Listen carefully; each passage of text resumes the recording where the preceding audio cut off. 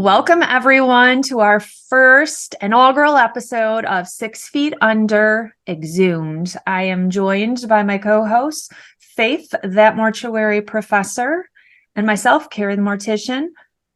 Welcome, Faith. I'm so excited about this. I know. Thanks, Kari. I'm excited to do this too. And you had this idea a long time ago. I remember the first time hearing about this idea from you.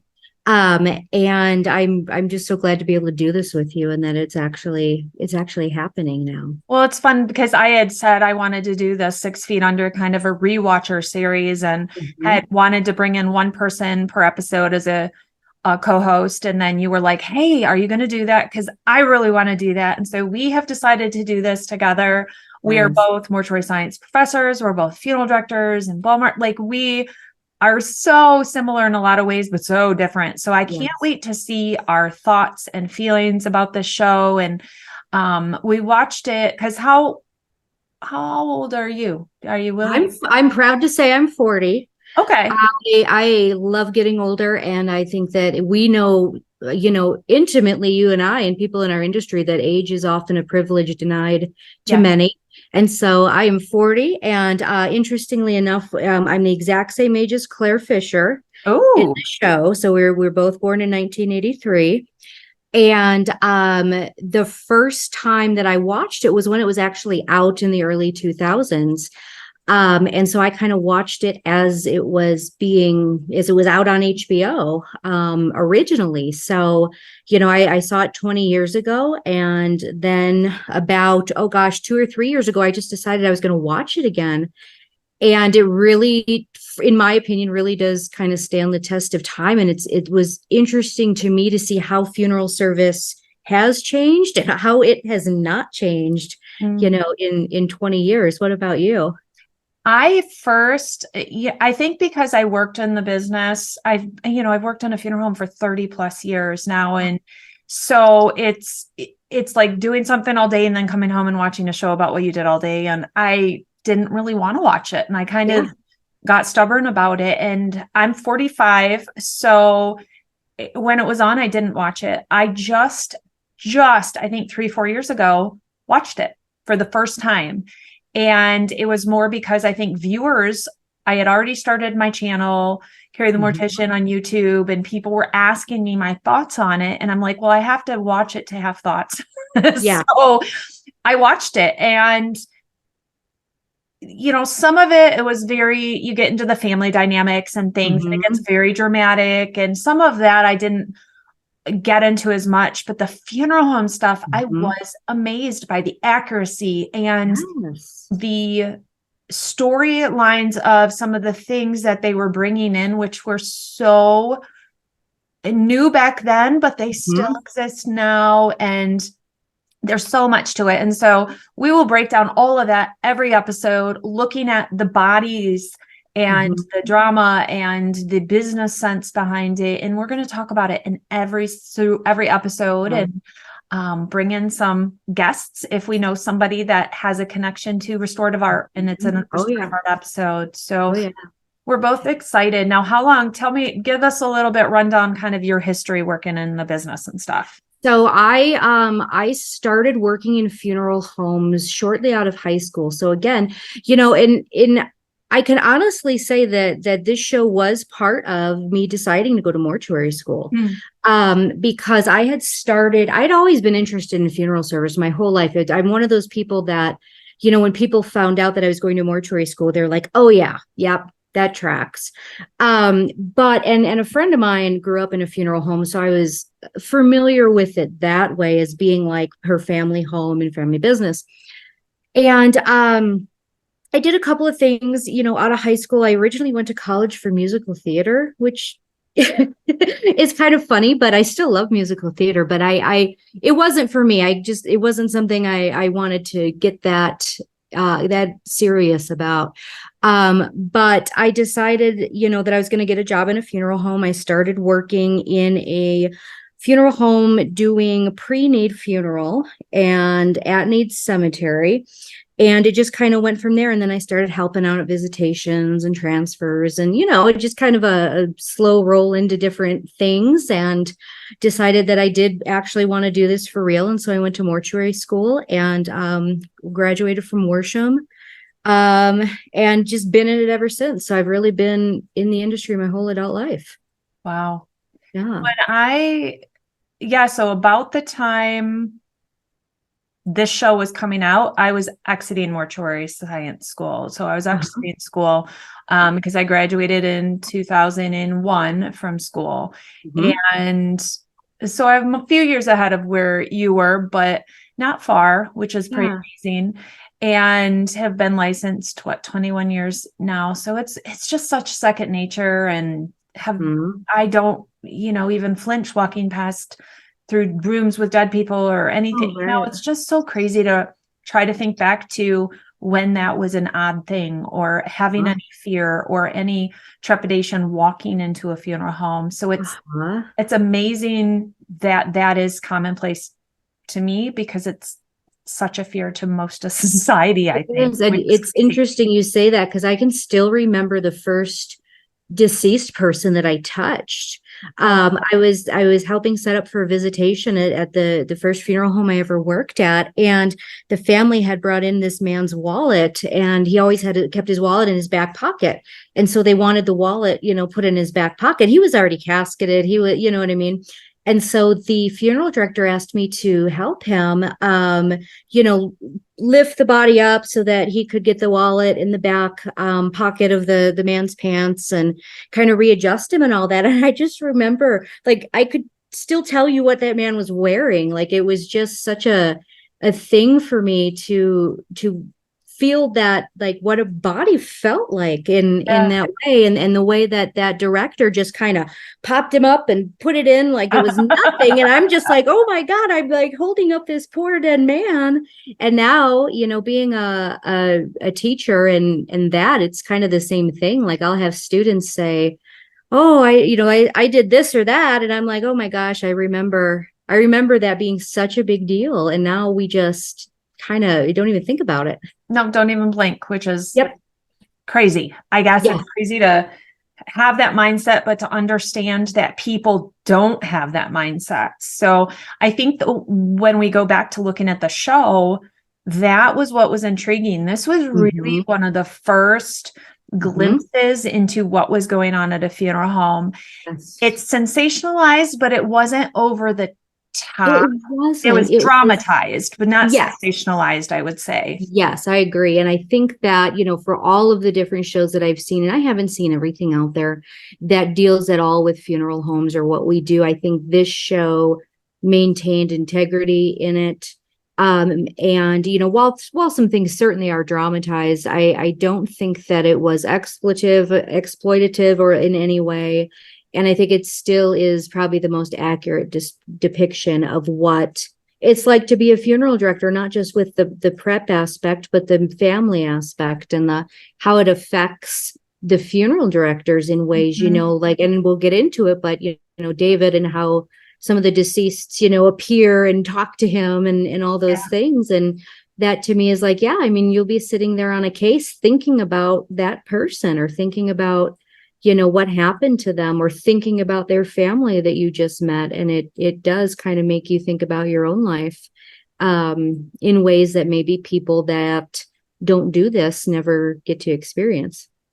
Yeah, we take people home with us. Yes. They of course heighten that for the show, but we really do. There's people will meet with families and they'll talk about, just something, like what she baked, or what he liked to do, or a bar he went to, or a restaurant. And then, the next time I'll make that, or next time I go to that restaurant or something, I think about that person, and it may be just a quick fleeting thought, but sometimes you connect with families more than others. And then those things are ingrained and become memories for us, even though we didn't really know the person. It really is interesting. So I liked that aspect, that it does give the funeral director a vantage point, and the emotions we go through, and some of the struggles, and, the ups and downs. And we'll get it like you keep, I want to dive in, but we're like, ooh, we'll look at it later. Yeah. So for this first episode, guys, we are going to look at the intro to the show. This became a huge discussion.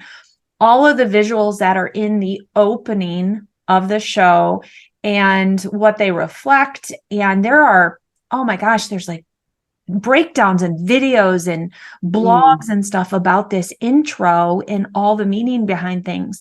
I tried not to look into them before we recorded this because I was like, okay, I don't want any. It's a fairly long intro too for a show. I remember rewatching. I'm like, this is like 2.5 minutes. I don't remember it being this long, but it's really beautifully done. It is. So we are going to, Faith and I are going to be watching. We're going to turn it on a kind of at the same time and then comment as we go through and kind of watch it. So feel free, if you want to pause us, turn it on at home so you can look at that intro as well. And we're going to kind of break it down. Let me get to that intro. Cool. Are you starting yours? I am. Yep. Give me 1 second here because I want to make sure it's muted. I'm on that HBO logo. Okay. Hold on.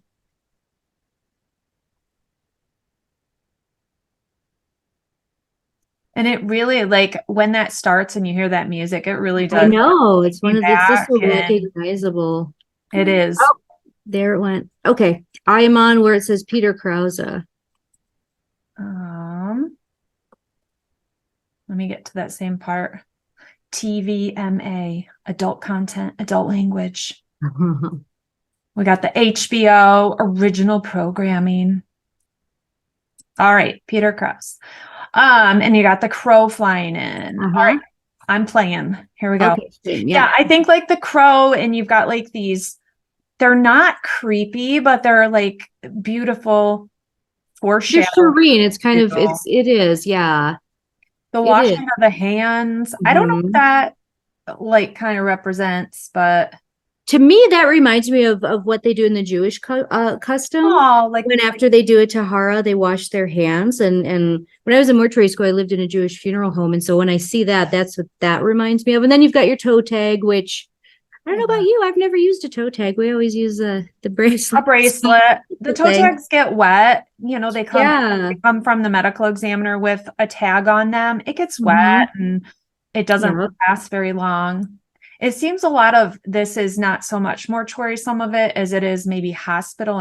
There's a tank. There's a fluid tank. Oh, and then washing the face.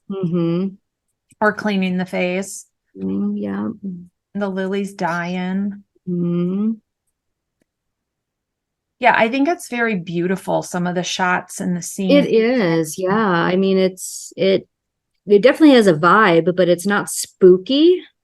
No, that's what I kind of like is even intro music. It's a little upbeat and beautiful, but it's not perky and it's not creepy. It's just this nice middle ground. We keep getting that crow again, which I think, that's a pretty normal image, when you think of cemeteries or that kind of thing. It makes sense.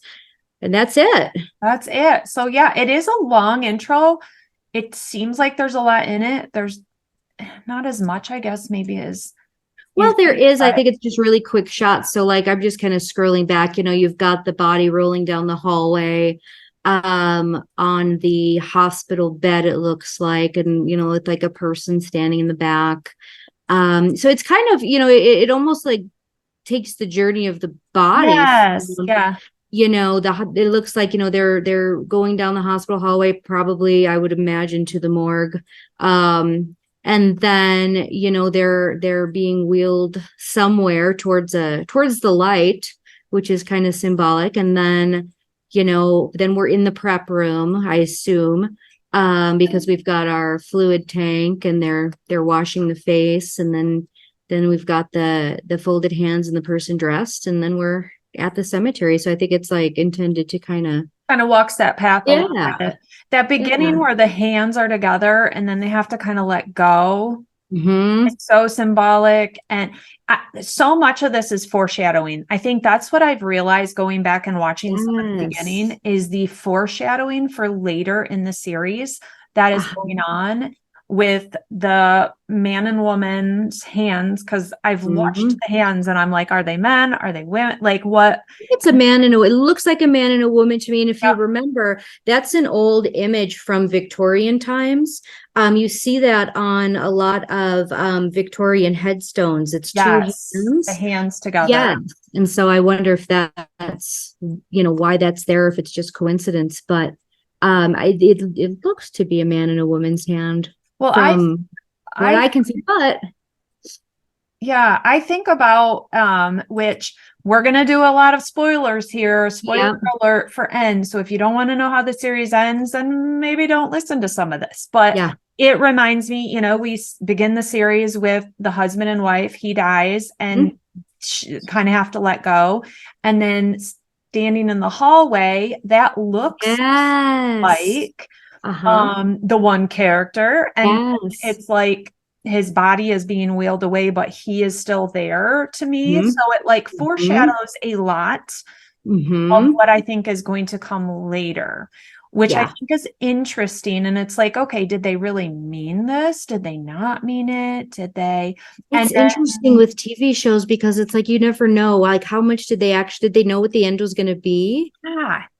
I feel like they had to have, because of stuff that was in the first episode. I just feel like they had to have laid out the whole show or something. And maybe they went back and like added things. I don't know. I'm not experienced in making a show, but I always wonder like how much do they actually have in mind for the end at the beginning? Because sometimes it really seems like they did a lot of that on purpose, and they may have, or they may have said, okay, let's go back and watch like the first couple and see, how we can tie it all together. I don't know, but there's absolutely things, throughout all 5 seasons and the finale episode that are present in the first. So I think they did a great job of bringing it back that way. Well, and the show really cycles over to the natural burial as they go across the 5 seasons, to that being something that is wanted and newer. And instead of using an image of a cemetery with headstones, they used this hill with this one sole tree. And I think that's really reflective of the arc of the show at the end and how everything kind of comes together. But I don't know. It's like diving in on imagery and like, what do they mean? We're going to have to find a really good, maybe a director's cut or somebody talking about all of this from who wrote the show. I feel like that would be great to do. Yeah. So. It's interesting you bring up the natural burial because that really was new then in some ways. Oh, yeah. I mean, I'm thinking back, 20 years ago, and we didn't talk about it. We didn't offer it in any way, but we weren't even having conversations about it yet, at least where I was working in the Chicagoland area. That was something reserved for, Jewish communities or even Muslim communities. That was something that we attributed to a certain religion, not something that was widespread like it is now. So it's really, I think it's kind of cool that they went there, because we forget watching it back how groundbreaking that actually was at that time. Well, and I wonder if they had set this in another area, like had they set this in Iowa or something. A lot of that I don't think would have been as applicable, or like the corporation being so forthcoming trying to buy it, and some of those things that I think could have only happened at that time in some of the bigger cities and in the more progressive coast area. I just wouldn't have made sense to the middle of America to have those things coming in, but they were very believable happening in Los Angeles area. That's true. I think, if I have to think. I agree. So what do you guys think about this intro? What caught your eye? If you're a funeral director, what did you pick up on with that? Make sure you comment and let us know. We'd love to hear your thoughts, your feedback. That's us in a nutshell. And this is the Rewatcher series of 6 Feet Under. We're calling Exhumed. So make sure to check us out on all your podcast video platforms. and watch for our first episode of the first, well, our second episode of the first episode. What do we call that? We're going to have to figure out how to call that something, and coming out soon. Yeah. Thanks, guys. Thank you.